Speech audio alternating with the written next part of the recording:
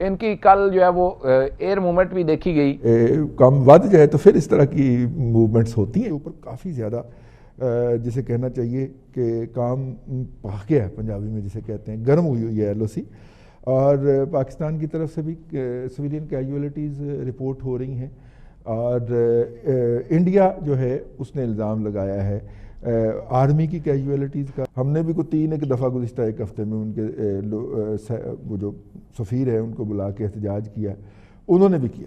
اور ان کا ایک احتجاج جو ہے وہ تو بڑا کمال کا تھا کہ اب گلگت بلتستان میں الیکشن کیوں کروا رہے ہیں. بٹی صاحب یہ انڈیا نے کیا جی اس وقت ادھم مچایا ہوا ہے ایل او سی کے اوپر. ہم نے بھی پروٹیسٹ، ہمارا دفتر خارجہ بھی پروٹیسٹ کر رہا ہے، انہوں نے بھی کوئی اس طرح کی حرکتیں کی ہیں اور وہ خام خواہ انٹرفیئر کرنے کی کوشش کر رہے ہیں. خاص طور پہ وہ گلگت بلتستان کے الیکشن کے حوالے سے بھی ان کی سٹیٹمنٹ آئی ہے. کوئی اچھی خبر بھی نہیں آ رہی بارڈر کے اوپر، وہ روزانہ کوئی نہ کوئی مطلب کہ پنگا لے لیتے ہیں. کیوں گرم کرنا چاہ رہا ہے ایل او سی کو انڈیا ان حالات کے اندر؟ دیکھیے رضوان صاحب، ایک تو یہ جو موجودہ وبا کی وجہ سے صورتحال پیدا ہوئی اور پاکستان کی افواج پاکستان جو ہے وہ انتظامیہ کی مدد کے لیے آئیں اور شہروں کے اندر فوج تعینات کی گئی، تو انہوں نے اس کو غنیمت سمجھتے ہوئے انہوں نے بارڈر کے اوپر موومنٹ شروع کی. اور دونوں طرف سے پہلے سے چونکہ ڈپلائمنٹ تھی، مزید جو ہے وہ آرمڈ بھیجی اور جو نیوی جو ہے اس کو بھی آگے بڑھایا. اور یہ ساری صورتحال جو ہے ان کے مقاصد جو ہے وہ آپ کو فروری سے اندازہ ہے کہ اس وقت جو انہوں نے ایپیسوڈ کیا، آج انہوں نے سویلین آبادی کے اوپر بڑے رینک کے لوگ مارے گئے ہیں. فائرنگ بھٹی صاحب کافی بڑے رینک کے لوگ مارے گئے ہیں. اس میں یہ بڑے رینک کے لوگ کرنل، میجر اور نیچے جو اہلکار ہیں 3 الگ الگ واقعات میں مارے گئے ہیں. اب دیکھیں انہوں نے سویلین آبادی کو نشانے کے اوپر رکھا ہوا ہے. آج 6 لوگ زخمی ہوئے ہیں، 1 خاتون، 1 بچہ اور 4 سویلین جو ہے وہ زخمی ہوئے ہیں ان کی شیلنگ اور فائرنگ سے، جس کے اوپر طلبی بھی ہوئی جو سینئر ناظم الامور ہیں اسلام آباد کے اندر، ان کی اور احتجاج ریکارڈ کروایا گیا. ان کی کل جو ہے وہ ایئر موومنٹ بھی دیکھی گئی اور یہ ہماری نہیں، یہ باہر سے رپورٹ جنریٹ ہوئی تھی جس میں یہ کہا گیا تھا کہ یہ وہاں پہ نقل و حرکت جو ہے وہ کر رہے ہیں. یہ ساری صورتحال ہے. پھر ان کے لیے جو سب سے پہلے انہوں نے جو پلان کیا تھا کہ ہم ناردرن ایریاز کے اوپر جو ہے وہ کریں گے اٹیک، اور یہ ہمارے پاس انفارمیشن تھی، یہ کئی مہینے پہلے کی بات ہے. اب وہ اس وقت ہو نہیں سکا، اب دوبارہ یہ اسی طرح بلڈ اپ کر رہے ہیں. تو یہ وہ ساری صورتحال ہے رضوان علی صاحب جس میں اب الرٹ کے اوپر ہے ہر چیز، اور ہمیں یہ شبہ ہے اور خوف ہے کہ یہ خطے کا امن جو ہے وہ تباہ کرے گا اور یہ پاکستان کے ساتھ مختلف جگہوں کے اوپر انگیجمنٹ کی کوشش جو ہے وہ کرے گا. آلریڈی ایل او سی کے اوپر جاری ہے شیلنگ، فائرنگ، اور یہ کام یہاں سے بڑھ بھی سکتا ہے. اس کے اوپر اب انٹرنیشنل کمیونٹی کا جو ہے وہ رول بنتا ہے کہ وہ ساری صورتحال کو آبزرو کرتے ہوئے اپنی جو ہے وہ رول اس کے اوپر ادا کرے. اگر دنیا کے اندر امن چاہتے ہیں اور اگر ریجن کا امن خراب ہوگا تو یقیناً صرف ہمارے ریجن کا نہیں ہوگا، پھر اس سے دنیا پوری جو ہے وہ متاثر ہوگی اور اس اکنامکلی بھی متاثر پہلے بھی ہے، مزید ہوگی. تو یہ وہ صورتحال ہے رضوان رئیس صاحب. اس کے اوپر پاکستان کو بھی گو کہ ہماری افواج جو ہے وہ الرٹ ہے، اس صورتحال کا مقابلہ کر رہی ہیں، لیکن پاکستان کی قوم کو بھی اس کے اوپر اب جو ہے وہ ایک جذبے اور ایک انفارمیشن ان تک پہنچانے کی ضرورت ہے کہ یہ صورتحال ہے اور اس کے لیے قوم کو تیار رہنا چاہیے کہ کسی وقت بھی یہ کوئی مہم جوئی کر سکتے ہیں. بالکل صحیح ہے. اپنا فاروقی صاحب دیکھیے 1-2 کنسپائریسی تھیریز بھی گھوم رہی ہیں کہ تیسری عالمی جنگ، اور وہ آپ کو پتہ ہی ہے وہ کنسپائریسی تھیریز کے ٹریڈر کون سے ہیں، وہ گھما رہے ہیں.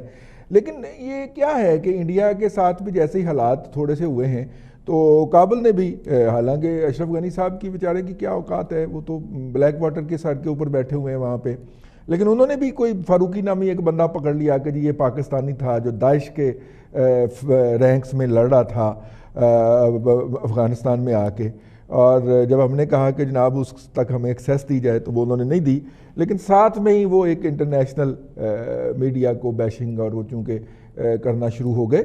تو بڑا انسیڈنٹلی دونوں واقعات کو انسائڈ کر رہے ہیں اگر آپ نے نوٹ کیا تو.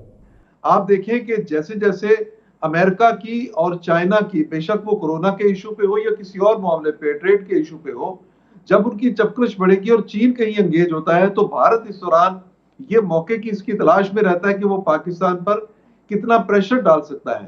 ایک تو ان کے لیے سب سے بڑا مسئلہ ہمارا سی پیک کا پروجیکٹ ہے، جس کو وہ ہر صورت نقصان پہنچانا چاہتے ہیں۔ جب یہ گلگت بلتستان کی بات کرتے ہیں تو تب بھی وہ سی پیک کے پروجیکٹ کو اصل میں ٹارگٹ کر رہے ہوتے ہیں۔ اسی طرح سے افغانستان جو ہے، وہاں پہ اشرف غنی کی جو حکومت ہے، لیکن وہاں کابل کا جو گٹھ جوڑ ہے دلی کے ساتھ، وہ بڑا خوفناک ہے، اور وہ ایک ہی وقت میں یہ سارا کام کرتے ہیں۔ آپ بالکل صحیح کہہ رہے ہیں، درست کہہ رہے ہیں، اور اس میں ہمیں کوئی زیادہ دور جانے کی ضرورت نہیں ہے، اور اس کے بارے میں زیادہ کسی کانسپریسی تھیری کی تو خیر وہ ایک آپ نے اور بات کی، لیکن ان دونوں کا جو گٹھ جوڑ ہے یہ تو بالکل واضح سی بات ہے۔ اس کا مقصد پاکستان کی حکومت کو پریشرائز کرنا ہوتا ہے۔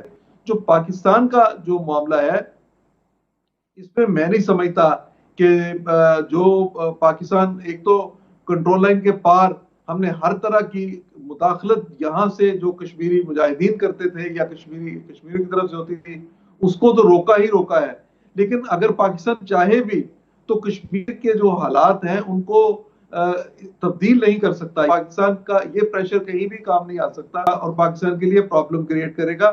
اس میں پوری قوم جو ہے، میں یہ سمجھتا ہوں، یا انٹرنیشنل کمیونٹی جو ہے، اس کو بالخصوص اس صورتحال پہ توجہ رکھنے کی ضرورت ہے۔ اگر وہ اس پہ توجہ نہیں دیں گے، یا بھارت اگر کہیں منمانی کرنے کی کوشش کرتا ہے، اس کو روکنے کی کوشش نہیں کریں گے، تو اس کے جو نتائج ہیں وہ بڑے خوفناک ہو سکتے ہیں۔ اور اس کے نتیجے میں یہ سمجھتا ہوں کہ آنے والے دنوں میں جس طرح سے ہم عالمی کشیدگی ایک دیکھ رہے ہیں، اس میں یہ ریجن بالخصوص بہت زیادہ متاثر ہو سکتا ہے۔ اس کے اندر یہ ریجن بہت زیادہ متاثر ہو سکتا ہے ایز کمپیئر ٹو دیٹ، لیکن اس کے دوران ہم درمیان میں پیچز ایسے آتے ہیں نعیم حنیف صاحب کہ جب ہمارے تعلقات بحال ہوتے ہیں، ہم ٹریڈ کرنا شروع کرتے ہیں، وہ بہت ساری چیزیں ہم سے لینا شروع کرتے ہیں، ہم بہت ساری چیزیں ان سے لینا شروع کرتے ہیں، لیکن اس کے بعد کوئی نہ کوئی ہر چوتھے پانچویں سال کوئی ٹھاٹھو ہو جاتا ہے اور وہ ساری چیزیں ریورس ہو جاتی ہیں۔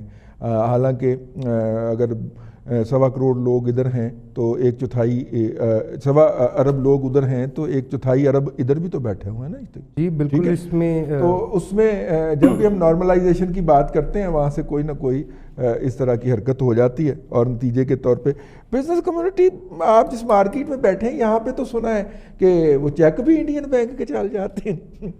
جی ہوتا رہا ہے جی، پرانے جو بھی مطلب جب حالات نارمل تھے تو ایسا بھی نارمل تھے، ایسا ہوتا تھا۔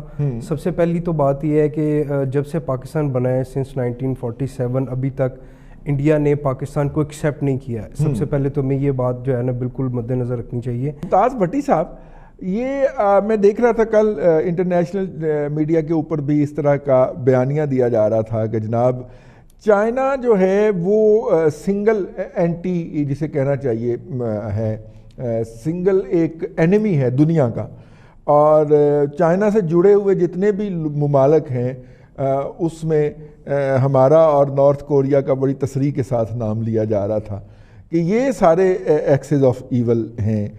میں دیکھ رہا تھا کہ ایک ٹوسٹ آئی ہے، پہلے اسلام ایک اینیمی تھا ویسٹ کا بھی اور یورپ کا بھی، اور اب اس کی جگہ پہ چائنا ریپلیس کر دیا گیا گزشتہ کو کم از کم 3-4-5 ماہ میں چپکے سے۔ آپ نے بھی یہ بات محسوس کی ہے، اور ہمیں چائنا کے کھاتے میں یا کوٹے میں رگڑا مل رہا؟